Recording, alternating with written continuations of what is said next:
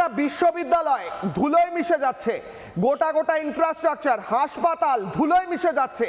মানে লাভটা কার হচ্ছে? লাভটা কার হচ্ছে? কারা চাইছে যুদ্ধ? কর্নেল আমার সঙ্গে রয়েছেন, কর্নেল কুনাল ভরছাজ।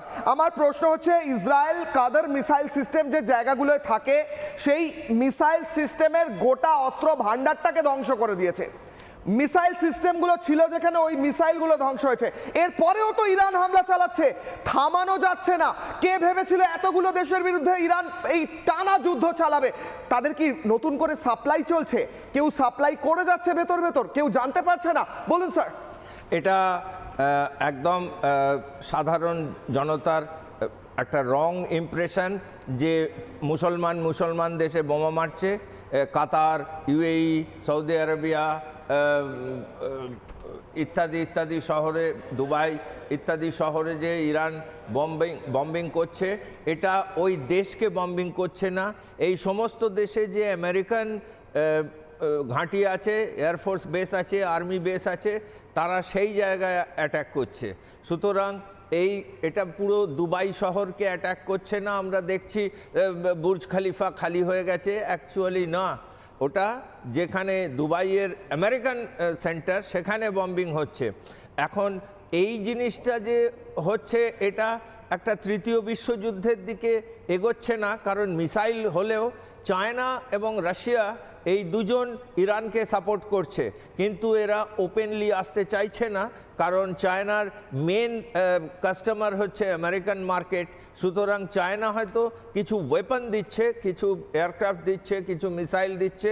সেমলি রাশিয়া সাহায্য করছে ইরানকে বাই ওয়েপন্স। সুতরাং এরা কিন্তু ডাইরেক্ট সাপোর্ট করছে না। আরেকটা জিনিস আমাদের মনে রাখতে হবে, মুসলমান দেশগুলো, ওআইসি মুসলিম কান্ট্রিজ যে 56টা দেশ আছে, তাদের ম্যাক্সিমাম কান্ট্রিজগুলো হচ্ছে সুন্নি মুসলিম, ইরান হচ্ছে শিয়া মুসলিম। সুতরাং দেয়ার ইজ এ ডিফারেন্স। সেই জন্যে সৌদি আরবিয়া, টার্কি, অন্যান্য ইরাক ইত্যাদি দেশ, তারা ডাইরেক্টলি ইরানকে সাপোর্ট করছে না। কর্নেল, আমার একটা প্রশ্ন রয়েছে। ইরান যেভাবে আক্রমণ চালাচ্ছে, আপনি বলছেন দেশগুলোর ওপর আক্রমণ করছে না, কিন্তু সোভারেনিটি, তাদের সার্বভৌমত্ব আঘাত আসছে। মানে দুবাইয়ের মাটিতে একটা মার্কিন বেস রয়েছে, বুঝলাম, সেই মার্কিন বেসে মিসাইল এসে পড়লো, ধ্বংস হয়ে গেল, বা যাই হোক না কেন, এই দেশগুলোর সার্বভৌমত্ব তো আঘাত আনছে ইরান। এই এতগুলো দেশ এবং ইরান, যুদ্ধ চলছে, মিসাইল সিস্টেম ধ্বংস হয়ে যাচ্ছে। আমি বলছি, ইরানকে সাপোর্ট করছে কে? ওপেনলি না করলেও রাশিয়া, চায়না থেকে কি অস্ত্রশস্ত্র আসছে নতুন করে? নতুন রাউন্ড অফ অ্যামিউনিশন আসছে? প্রশ্নটা এইটা স্যার, মানে ইরান সাস্টেন করছে কি করে? এটা একদমই ঠিক।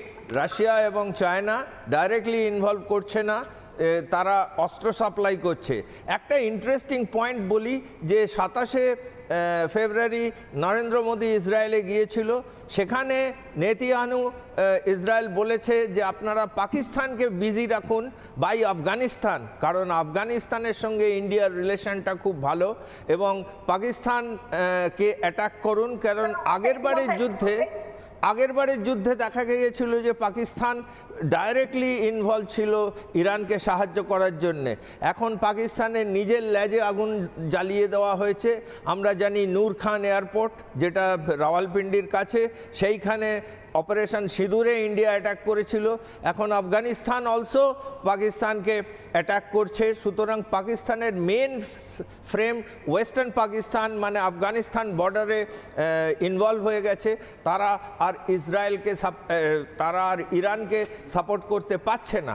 এটা একটা ভেরি ইন্টারেস্টিং পয়েন্ট, এবং India is playing very balanced, একটা ব্যালেন্স করে চলছে। কারণ ইন্ডিয়ার সঙ্গে ইসরায়েল অনেক সামরিক সমঝোতায় রয়েছে, অনেক চুক্তি সাইন হয়েছে, এবং ইরানের সঙ্গেও ইন্ডিয়া ছাবাদ পোর্ট সেটা ডেভেলপ করছে। মিলিয়নস অফ ডলার ভারত ওখানে এমপ্লয় করেছে, এবং সেখান ছাবাদ পোর্ট থেকে আফগানিস্তান, আমরা জানি আফগানিস্তান ল্যান্ডলক কান্ট্রি, সেখানে একটা রেলওয়ে লাইন বানাচ্ছে ইন্ডিয়া।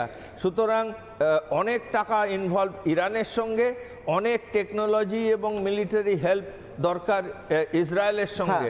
সুতরাং ইন্ডিয়া একটু ব্যালেন্স করে চলছে। এটা ইন্ডিয়ার ফরেন পলিসির একটা টেস্ট।